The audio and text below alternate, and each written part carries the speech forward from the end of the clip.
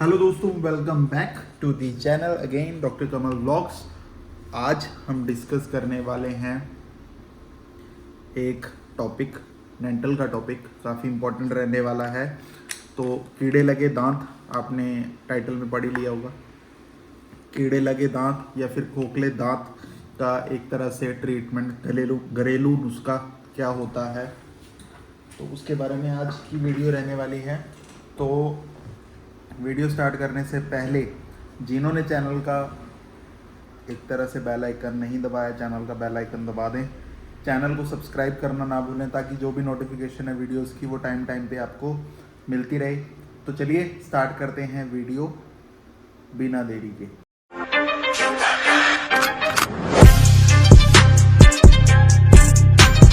तो देखो, सबसे पहली चीज़ मैं आपको बता दूं कि जो एक तरह से हमारे दांत होते हैं, ठीक है, उनमें कीड़े ना लगे, दांत खोखले ना हो, तो उसका सबसे पहला तो एक तरह से जो नुस्खा है वो है आपका प्रॉपर ओरल हाइजीन का मेंटेन रखना। मतलब कि सुबह शाम आपको एक तरह से माउथ वॉश करना है, रात को सोने से पहले ब्रश करना है। ये एक तरह से सबसे पहला नुस्खा है, और नुस्खे तो मैं आपको बताऊंगा, बट ये सबसे इम्पोर्टेंट चीज़ है, ठीक है। अब जो जैसे कि आपको पता है 3 लेयर्स होती हैं हमारे दांत की, इनेमल, डेंटिन और पल्प। सबसे ऊपर वाली लेयर जो होती है वो इनेमल होती है, जो कि मेन हमारा जब हम कहते हैं ना कि जब इन्फेक्शन स्टार्ट होता है, जब हमारी कैविटी लगती है, एक तरह से पेटेंट फिशर केरीज होती हैं, जब वो डीप जाती है तो सबसे पहले जो कॉन्टैक्ट में आता है बैक्टीरियल इन्फेक्शन के वो इनेमल होता है। इनेमल के बाद डेंटिन आता है, डेंटिन के बाद जो इनर जो लेयर होती है पल्प होती है। पल्प अगर इन्फेक्टेड हो जाता है केरीज की वजह से, सुपरफिशियल केरीज जब डीप चली जाती हैं, पल्प अगर इन्फेक्टेड हो जाता है जो तीसरी लेयर है, तो फिर दांत की हमें रूट केनाल ट्रीटमेंट करना पड़ता है। आरसीटी हमारा जो ऑप्शन बचता है वो आरसीटी होता है, ठीक है। कीड़े लगे दांत में जो सबसे पहले एक तरह से जो स्टार्टिंग में केरीज होती है उसको बोलते हैं पिट एंड फिशर केरीज, जो कि बिल्कुल माइन्यूट होती हैं। वो कई बार घरेलू नुस्खों से ठीक हो जाती हैं। तो पिट एंड फिशर जो केरीज होती हैं, एक तरह से ब्लैक छोटा सा डॉट होता है। मैं आपको बताता हूँ कि जैसे कि आप जो देख सकते हैं कि यहाँ पर पिट एंड फिशर केरीज मैं आपको बना के बताता हूँ। इस एरिया पे अगर जैसे यहाँ पर अब ये देख रहे हो पेन से थोड़ा सा इतनी एरिया में अगर केरीज हैं बिल्कुल माइन्यूट, तो वो घरेलू नुस्खे से जो मैं आपको बताऊंगा इससे ठीक हो जाती है, ठीक है।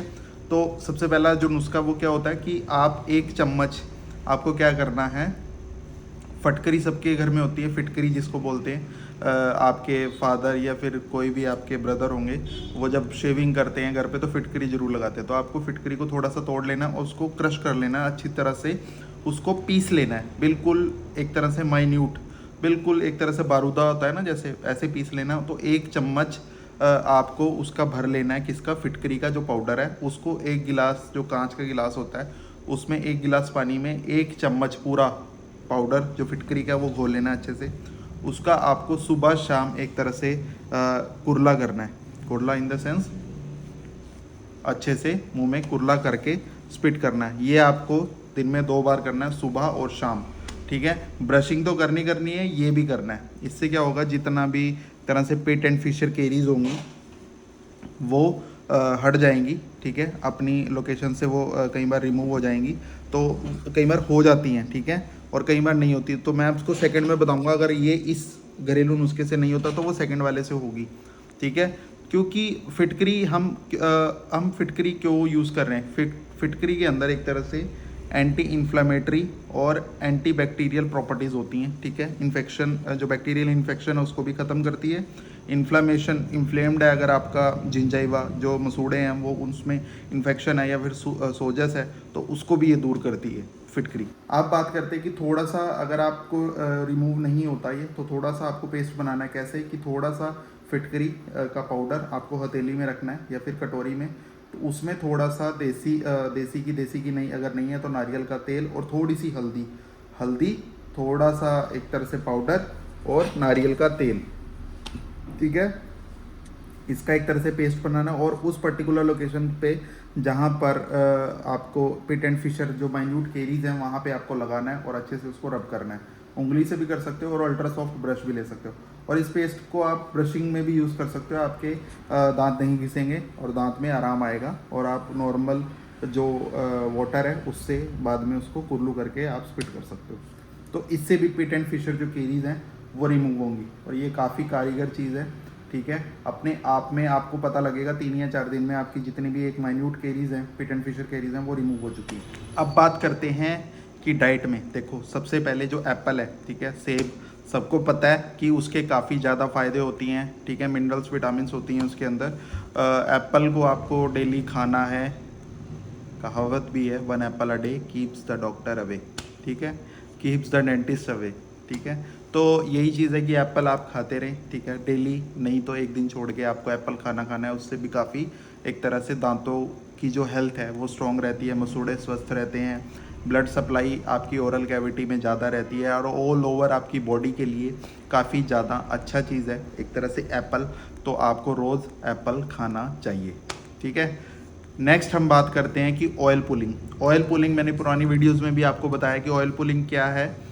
नारियल का तेल आपको 1 चम्मच लेना है। ठीक है, उसको मुंह में रखना है और अच्छे से एक तरह से मुंह में घुमाना है। मैं बताता हूँ कैसे घुमाना। चारों तरफ हो गई ना, upper lower left and right, चारों तरफ। ठीक है, ताकि अपर और लोअर क्वाड्रेंट में अच्छे से जाए। साइड बाय साइड प्रॉक्सिमल जितनी भी सरफेसेस हैं मीजियल डिस्टल दांतों की, वो हर सरफेस पे एक तरह से उसको स्मूथ करने के लिए ऑयल पुलिंग काफ़ी इंपॉर्टेंट है। और नारियल के तेल में अच्छी प्रॉपर्टीज़ होती हैं, एंटीबैक्टीरियल प्रॉपर्टीज़ होती हैं, एंटी इन्फ्लेमेटरी प्रॉपर्टीज़ होती हैं। तभी तो नारियल का तेल काफ़ी ज़्यादा लोग जो हैं, कई लोग उसमें सब्जी भी बनाते हैं। ठीक है, नारियल के तेल में सब्जी बना के भी खाते हैं, तो काफ़ी अच्छी चीज़ है। तो नारियल का तेल देखो, मैं पर्सनली, मेरे बाल झड़ रहे थे बहुत ज़्यादा, तो मैंने नारियल का तेल यूज़ करना स्टार्ट कर दिया, बाल झड़ने रुक गए हैं मेरे। ठीक है, नारियल का तेल काफ़ी अच्छा रहता है। ठीक है, अब बात करते हैं नेक्स्ट इसका एक तरह से नुस्खा। देखो, अगर दांत में कैविटी बन चुकी है, अब इन चीज़ों से तो जो पिट एंड फिशर केरीज हैं वो रिमूव होंगी। बट अगर एक चीज़ का ध्यान रखें, अगर बहुत ज़्यादा खोखला दांत है, अब बताता हूँ कैसा। ये देख रहे हो आप, ये इस टाइप का अगर खोखला दांत है तो उस कंडीशन में घरेलू नुस्खा काम नहीं आएगा। अगर आपको कोई बता रहा है, ये वीडियोस में कोई दिखा रहा है, कोई और यूट्यूब वीडियो में आपको बता रहा है या फिर कोई सलाह दे रहा है, तो वो गलत है।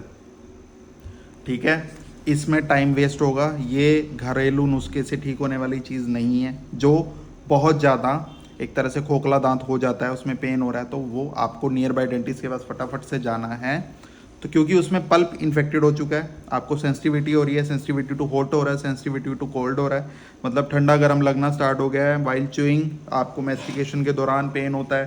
तो उस कंडीशन में आपको क्या करना है, एक्सरे करवाना है डेंटिस्ट के पास जाके, फिर उसका रूट कैनाल ट्रीटमेंट होगा। अब आरसीटी जो है प्रॉपर उसकी सिटिंग देनी है, प्रॉपर जो आपको फ्रेज बोला गया वो करना है। कोई एब्सेस या पस तो नहीं है, वो आपको पता लगाना है, डॉक्टर आपको बताएंगे जो डेंटिस्ट हैं। उस हिसाब से आपका जो ट्रीटमेंट है वो मैनेज होगा।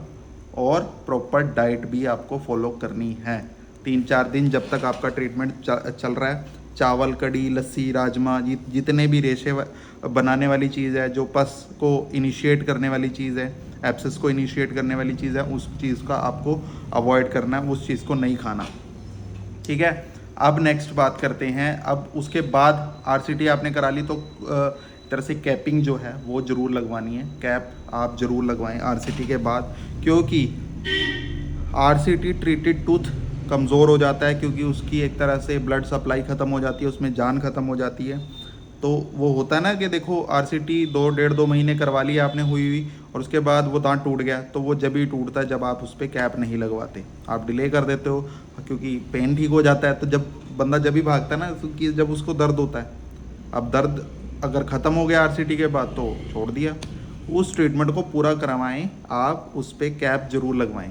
ठीक है, रूट कैनाल ट्रीटमेंट कराने के बाद कैपिंग जरूर लगाएं।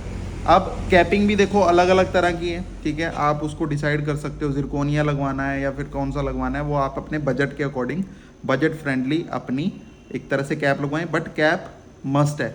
ठीक है, अब फिलिंग मटेरियल्स भी अलग अलग तरह के हैं और कैप्स भी अलग अलग तरह, कैप निकल भी जाती है। वो जब निकलती है कैप, जब आपका मटेरियल जो है कैप और दांत के बीच में जो मटेरियल उसको चिपकाने के लिए, कैप को चिपकाने के लिए यूज़ किया गया है, वो अगर लेस क्वालिटी का, मतलब पुअर क्वालिटी का, अच्छी क्वालिटी का होगा तो कैप आपकी निकलेगी नहीं। एक बार अगर लग गई कैप तो वो कैप नहीं निकलेगी। तो ठीक है, ये चीज़ है कि कैप ज़रूर लगवाएं। बाकी घरेलू नुस्खे यही थे। अब मैं बात करता हूँ कि जैसे आप ब्रशिंग कर रहे हो तो ब्रशिंग से आपके जो सरफेसिस पे एक तरह से स्टेन्स होते हैं, कैलकुलस होता है, इनर वाले दांतों में होता है, जो इनसाइड जो एक तरह से लिंगुअल साइड पे जो भी कैलकुलस है वो रिमूव हो जाता है। बट आपको साथ साथ फ्लोसिंग भी करनी है। फ्लोसिंग इन द सेंस कि आपको जो मीजियल प्रॉक्सिमल सरफेसिस पे जो एक तरह से स्टेन्स है, कैलकुलस है, तो वो फ्लोसिंग से ही जाएगा, वो ब्रशिंग से नहीं जाएगा। तो फ्लोसिंग ज़रूर करें ब्रश करने के बाद। और कोई भी माउथ वॉश, अच्छा सा माउथ वॉश लें, एक ढक्कन माउथ वॉश आप यूज़ करें सुबह शाम, आपको काफ़ी ज़्यादा अच्छा फील होगा। एक तरह से कैविटीज़ जो भी हैं वो नहीं आपको बनेगी, और इन्फेक्शन का जो रेट है वो डाउन हो जाता है जब आप माउथ वॉश करते हो। तो भाई यही था आज की वीडियो में। अभी निकल चुका हूँ क्लिनिक से घर के लिए। तो भाई लोग सिस्टम ऐसा ही है, अपने दांतों का ध्यान रखें भाई, ज़्यादा से ज़्यादा वीडियो को शेयर करें, और भाई चैनल को सब्सक्राइब करना ना भूलें। नोटिफिकेशन वीडियोस की आपको मिलती रहे, इसलिए बेल आइकन भी दबाना बहुत ज़रूरी है, ठीक है। और भाई अपना ध्यान रखो, कुछ नहीं रखा दुनियादारी में, ठीक है। अपना ध्यान रखो, अपने माँ बाप का ध्यान रखो, बस, ठीक है। बाकी और कुछ सीखने की जरूरत नहीं है, दुनिया आपको अपने आप ही सिखा देगी, ठीक है। अभी बस जा रहे हैं घर पे, देखते क्या बना होगा खाने पीने में। भाई पार्टियों में भी इतना खा लिया, मतलब बाहर की चीज़ें अब खाने का मन नहीं करता, तो अब घर का खाना खाओ, बढ़िया रहता सिस्टम, ठीक है। तो मिलते हैं आपसे नेक्स्ट वीडियो में जल्दी ही। थैंक यू सो मच, जय हिंद।